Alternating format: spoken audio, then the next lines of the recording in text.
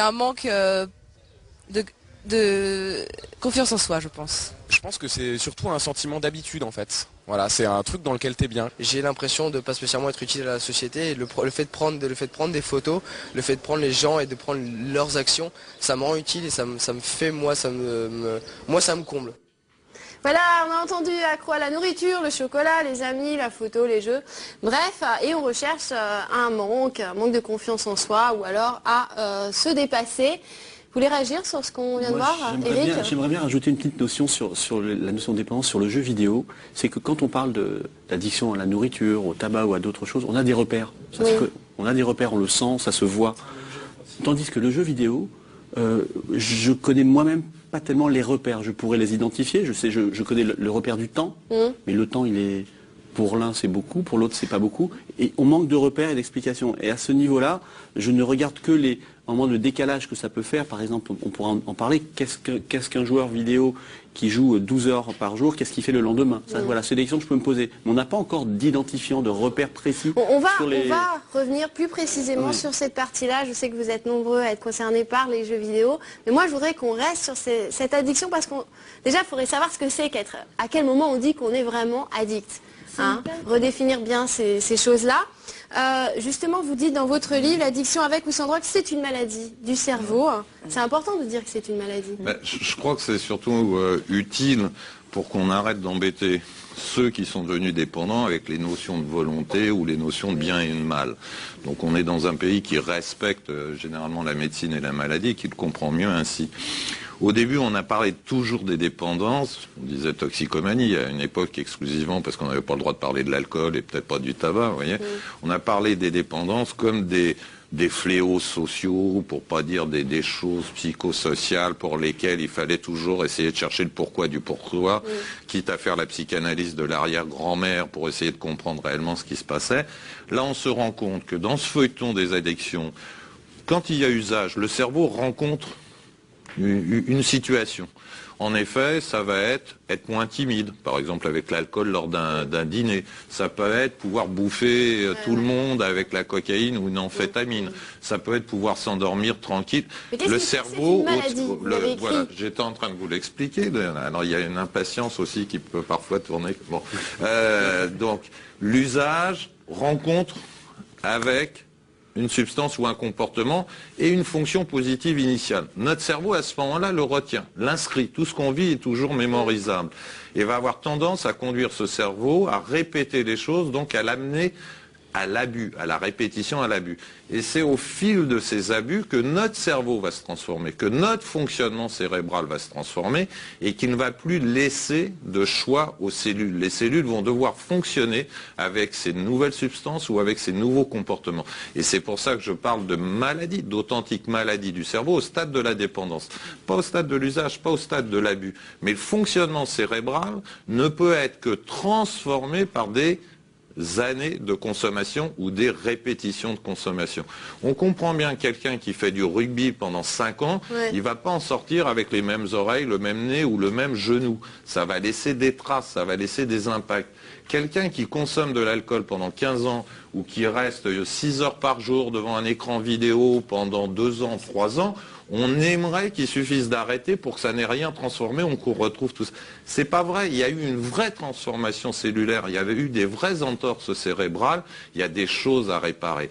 Et si on demande cette réparation aux gens eux-mêmes, qu'on leur dit, il suffit que tu comprennes que c'est pas bon, il suffit que tu veuilles arrêter, on ne fait qu'aggraver la situation. C'est aussi indigne, aussi injuste de demander ça à un dépendant de se sevrer lui-même, en quelque sorte, que demander à quelqu'un qui aurait une dépression d'aller mieux ou demander à un schizophrène de plus entendre des voix.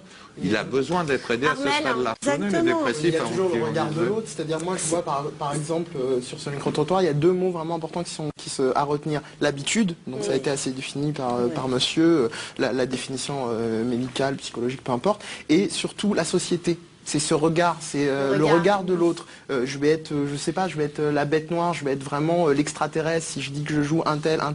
Et il y a ce conditionnement-là et aussi l'optique vraiment de compétitivité dans la société. Ça, on peut pas le nier, de toujours être le meilleur, et le problème, c'est surtout avec les jeux vidéo, pour recadrer, je me permets, c'est que, comment dire, ça va de pair. Ça va de pair parce que le joueur va arriver, il va incarner un personnage, fantasmé ou non, peu importe, qui va lui permettre de sortir de sa vie de tous les jours. Et en plus, il a l'optique de pouvoir être le meilleur. Je vais continuer à jouer parce que je peux être meilleur que l'autre. Je peux être non seulement au-dessus de la société, mais au-dessus de ceux qui connaissent mon monde. Et là, on retrouve la satisfaction, la récompense. On retrouve je suis bien, c'était dit dans le reportage très bien. Il y avait au fond, on comble et on est bien. Le problème, c'est quand on commence à plus être bien, qu'est-ce qui se passe? C'est là qu'on peut parler d'addiction. Je m'excuse, on va revenir, on est là ensemble pour 45 minutes, donc on a le temps pour parler. Mais là, tout de suite, je voudrais quand même qu'on revienne sur ces jeunes lambda dans la rue.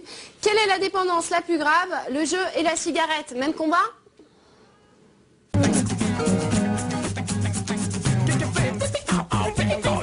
Je pense que c'est l'alcool.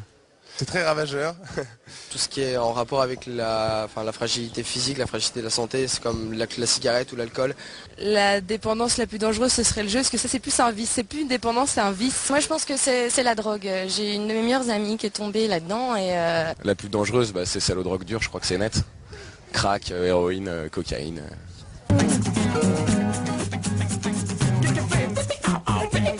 Je pense que ce serait les jeux d'argent.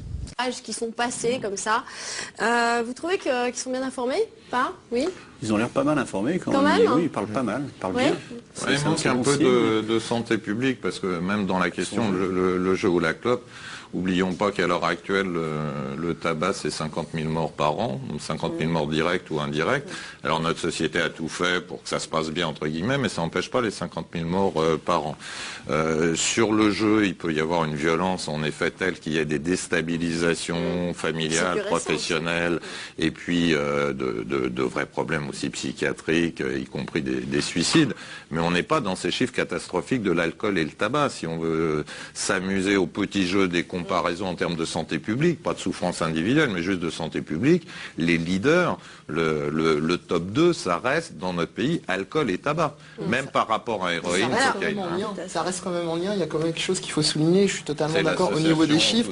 Il y a des associations, certes assez simples à faire, mais qui sont des évidences, c'est-à-dire le joueur qui d'habitude va fumer, je sais pas, mettons son paquet de clopes par jour, va être devant son jeu, je caricature peut-être, mais je suis au niveau 39, il faut absolument que j'atteigne le niveau 40, et donc il va pas s'en sortir. Il y a une autre chose de très dangereux aussi.